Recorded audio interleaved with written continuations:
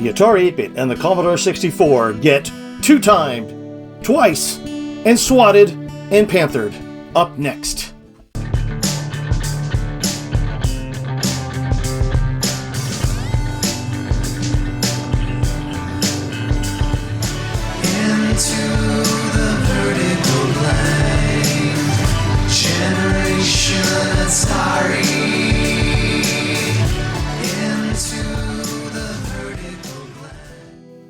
Atari 8-bit and C64 2-on-1 double pack, LA SWAT and Panther. Developed by Sculptured Software, released in 1988 on budget label Mastertronic.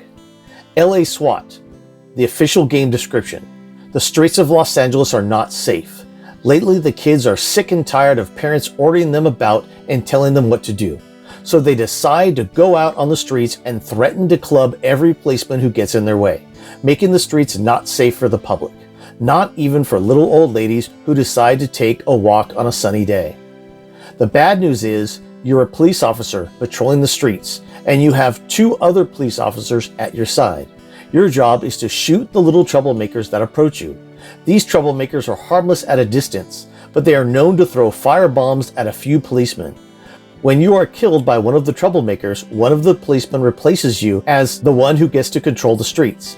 If there are no policemen left, the game is over. There are also turret guns located on top of buildings that fire, so you can't just stay in the footpath and hope not to get clobbered by the troublemakers.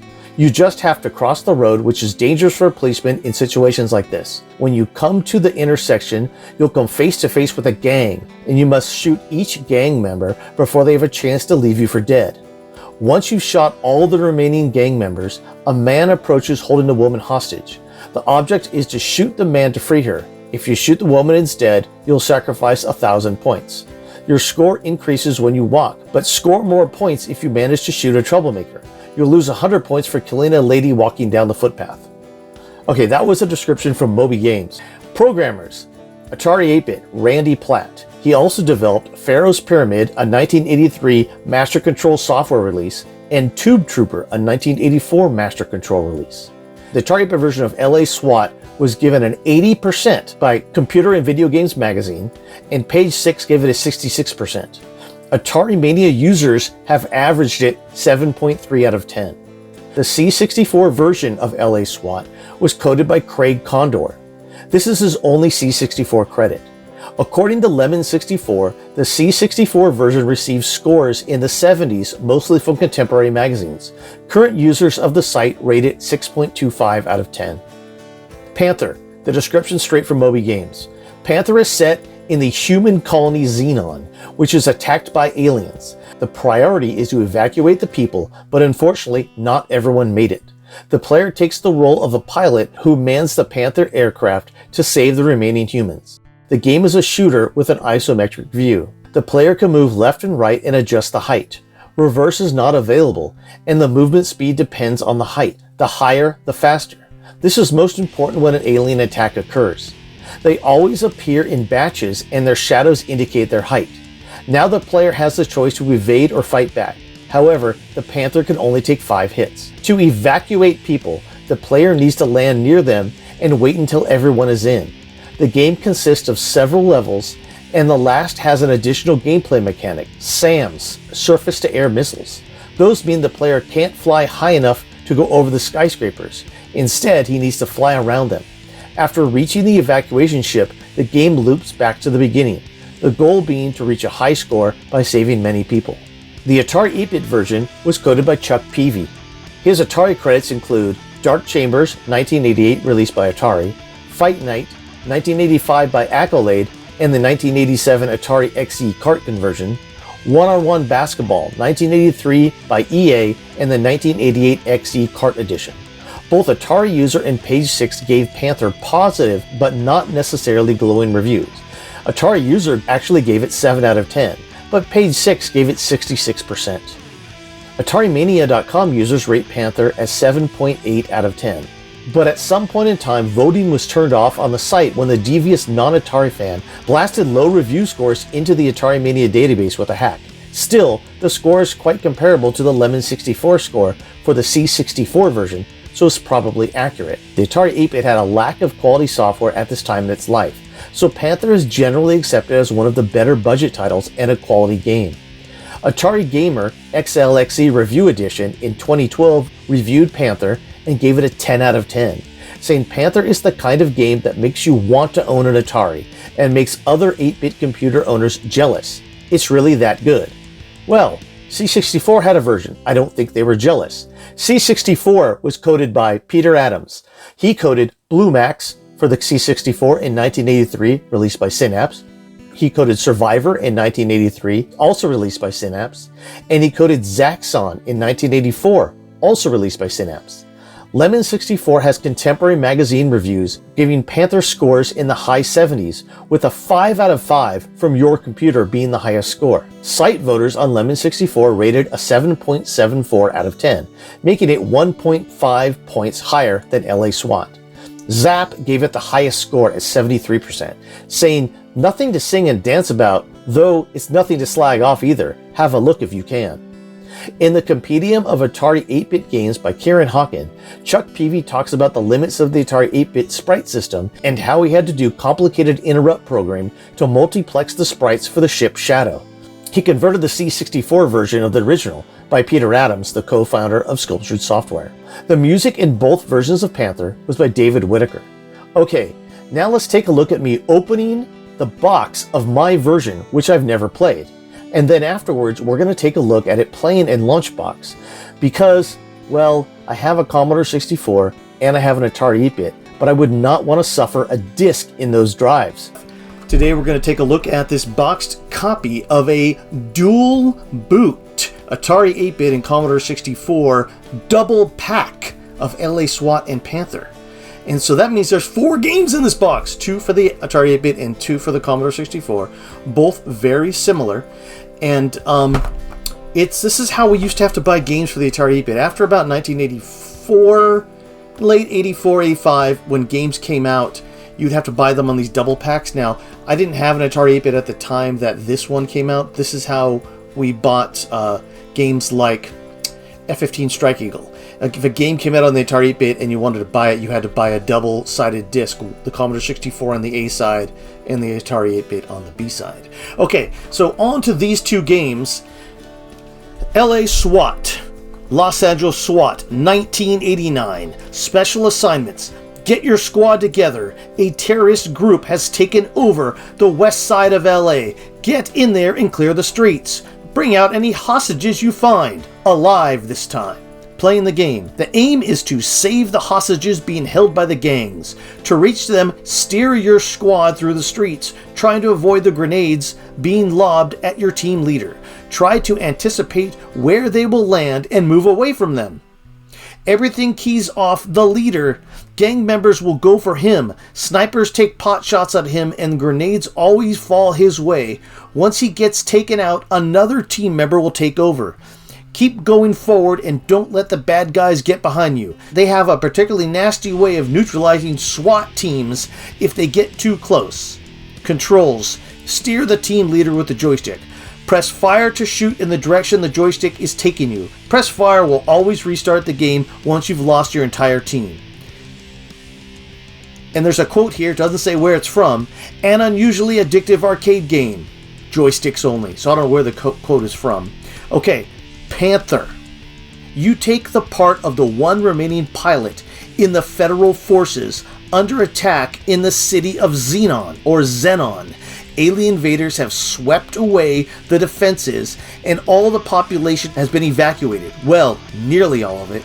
There are still people in the city who must be brought out to the spaceport and safety. So, all you have to do is fly throughout the city and pick them up. Avoid the enemy who have reached the city suburbs. Those left behind are hiding in bunkers either in the city or in the surrounding areas. The spaceport is on the other side of the city from where you are.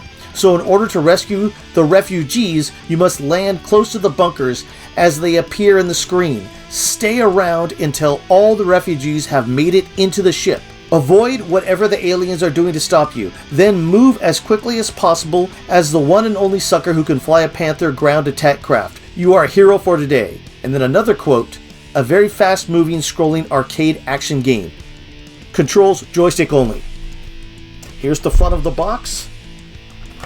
And it's got an LA SWAT officer up here. And Panther. Now, I'd like to tell you that this is a very unrealistic game. I've played it before. There's no way you would walk down a street as 3 SWAT officers being fired at as if you're in Mogadishu or something like that. And Panther is pretty good. Now, these were first created for the Commodore 64, then ported to the Atari 8-bit, and they take full advantage of the Commodore 64, and they made some good attempts to port these to the Atari 8-bit. Okay, let's take a look at the back of the box. And now let's open this box. Now this is something I've never actually taken the disc out of this box before. So let's take a look first at the literature. There's not a lot in here. It just is a list of the games that they sell, and basically the only game on this entire list that's for the Atari 8-bit is SWAT and Panther. None of their games are for the Atari 8-bit, and basically everything comes out for the Commodore 64 except for Ray Trace versus the Megadeth Aliens, which is only for the IBM. A lot of games on here, as you can see. Most of them are their budget line of software that this is Mastertronic. Okay. It's the budget line of software that Mastertronic basically licensed afterwards. Now, here's the box. There's a disc in there somewhere. I think I have to get the disc out by opening the box from the bottom. I do. Here's the disc. And just like most of the time, you have Commodore is on side A, and then Atari 8-bit is on side B, and they don't even bother to put a label on side B. And they have not write protected their disc either. Okay, so I do have both an Atari 8-bit and a Commodore 64. I do not have a working disk drive for either one of them, and I'm trying to move away from using my hardware for some of these things because my hardware is breaking. So we're going to use my launch box setup, and we're going to play both of these games. I'm hoping to get a Mister sometime this year, so instead of worrying about breaking my hardware, I can use the Mister also. Okay, oh, that's upside down. Okay, the disc is back in the box, and now let's take a look at all 4 games on Launchbox.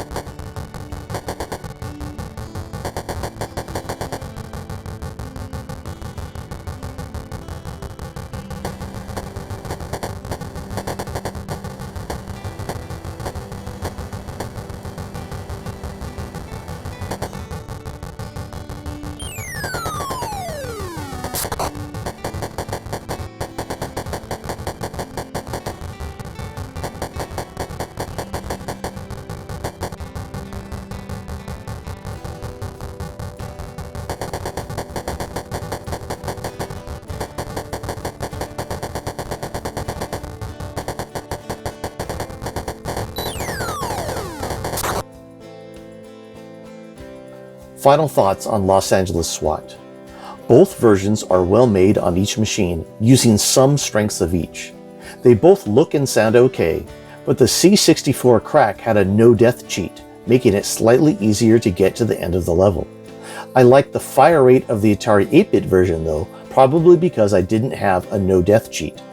This isn't really supposed to be a comparison, so I'll say for LA SWAT, neither machine is pushed technically, and the game doesn't add much to the commando formula. These types of games were much more rare on the Atari 8-bit than the Commodore 64, so while it does a good job of padding the Atari 8-bit library, it's completely non-essential in the C64 with its much deeper library of run-and-gun variants. That being said, I think you're better off playing each system's official commando port than this game.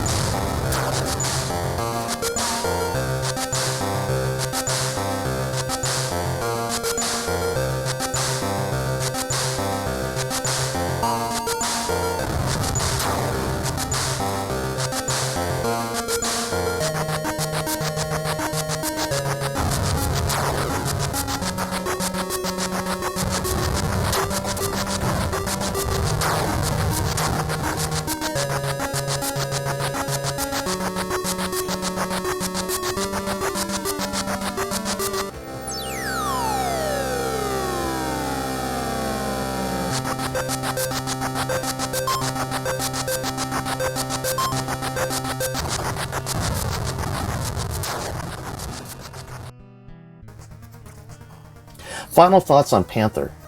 Panther is a nice Zaxxon mixed with Choplifter style game. It takes better advantage of each system's strengths than Los Angeles SWAT did. The C64's nice large sprites are in full effect, as are the smaller, colorful, multiplexed Atari 8-bit players. The layout of each game seems to be different, and I found more captured citizens on the C64 version. The saucers are also easier to hit on the C64, while I found the smaller saucers on the Atari 8-bit more of a challenge. Again, instead of a comparison, this is supposed to be how the game takes advantage of each machine, and I'll say, the music on each takes advantage of both systems' strengths. Having played more of the Atari 8-bit library than the C64, I would call this rare release by Mastertronic to be a pretty essential game in the Atari 8-bit library, but probably not on the C64. Only time will tell as I dig deeper into the C64's library. Okay, thanks for watching. Until next time, into the vertical blank.